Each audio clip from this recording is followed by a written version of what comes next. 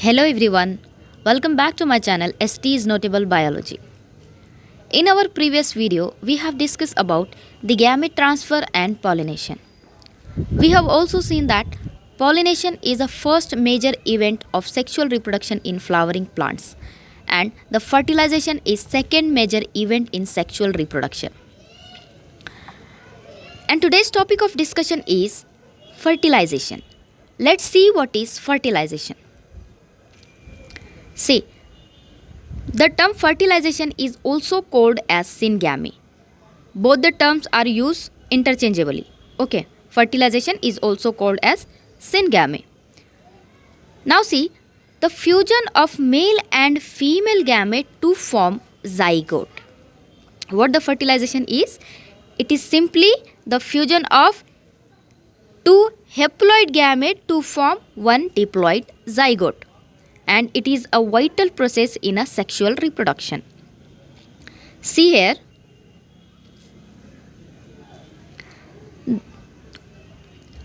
haploid male gamete fuses with haploid female gamete to form what? Diploid zygote. This process is called what? Fertilization. We know that organisms like humans are the product of sexual reproduction. Okay, they are the product of sexual reproduction means what? They are produced after the gametogenesis, after the formation of gamete, and they are produced after the fertilization. We are the organism which are produced after the process of what? Fertilization. But there are some organisms which are produced but there is no fertilization, okay, which are produced by certain kind of process but not the fertilization. Let's see what that process is. See, parthenogenesis. Parthenogenesis is nothing but a natural form of asexual reproduction in which growth and development of embryo occur without fertilization by sperm. Simply, the organism formed by the unfertilized egg. This is called what? Parthenogenesis. There are some organisms like honeybee and stick insect. These are the organisms produced by the parthenogenesis. They term as parthenoids. Why? Because they produce by parthenogenesis but not from the fertilization process. So this process is called what? Parthenogenesis. So parthenogenesis skip the fertilization process. Here the organism produce from the gametes only. Now let's see the two types of fertilization. One is external fertilization and one is internal fertilization. See, external fertilization. External fertilization occur outside the female body. Where does it occur? It occur outside the female body.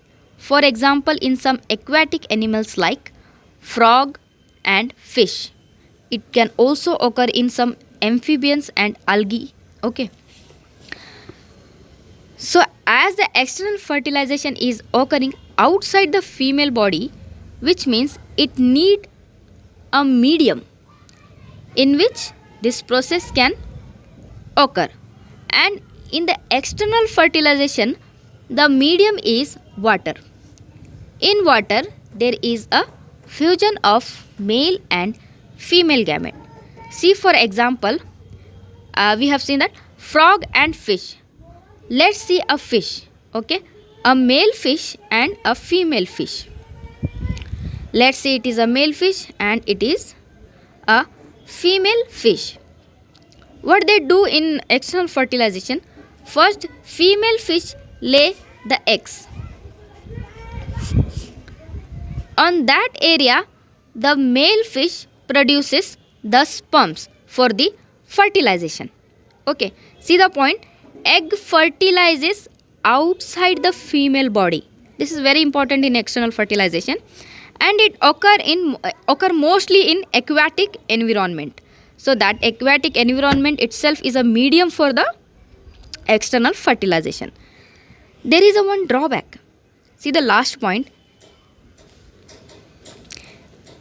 Eggs and sperm may not meet. They may be eaten or the environmental condition may change.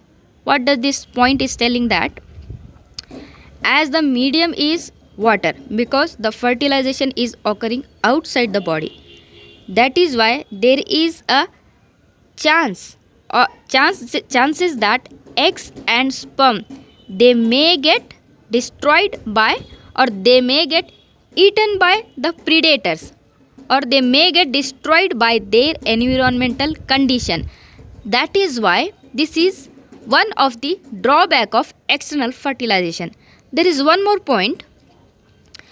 As the fertilization is occurring externally, so there is a less chance of the successful fertilization. That is why in case of external fertilization, there is a production of large number of sperms. There is a production of what? Large number of sperms, so that sperm can meet the egg to form a successful fertilization. Okay, what the external fertilization? External fertilization occur outside the female body, and examples are aquatic animals like frog, fish, amphibians and some algae. Egg fertilizes outside the female body, and there is one drawback. Eggs and sperm may not meet, they may be eaten or environmental condition may change. Okay, due to the changing in some environmental condition, they may get destroyed.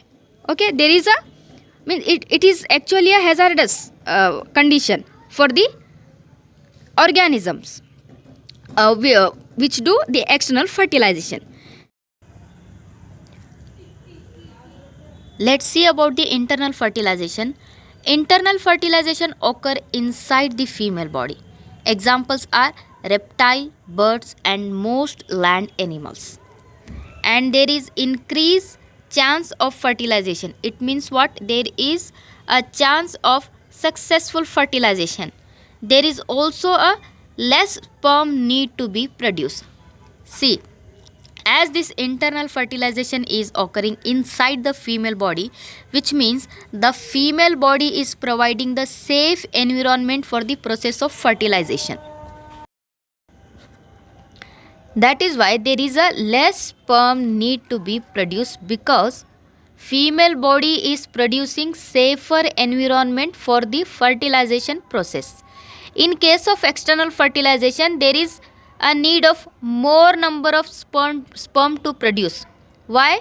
Because the environment is not safe. There is a high chance of loss of gametes. Gamete may get lost due to the predation and also due to the change of environmental condition in external fertilization, which is not occur in internal fertilization. Basically, the external fertilization contain the disadvantages for the fertilization, but the internal fertilization contain the advantages because it is occurring inside the female body. So guys, we have studied about the fertilization. Fertilization is a process of fusion of male and female gamete, specifically the fusion of haploid male gamete and haploid female gamete to form the diploid zygote. And we have also seen the parthenogenesis. Parthenogenesis means what? Production of organism from the unfertilized egg.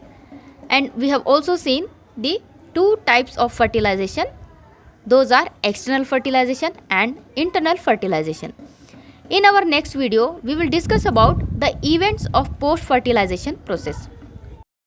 Hope you guys enjoyed the video. If you like the video, share this with all the students. Thank you all for watching the video and have a happy learning.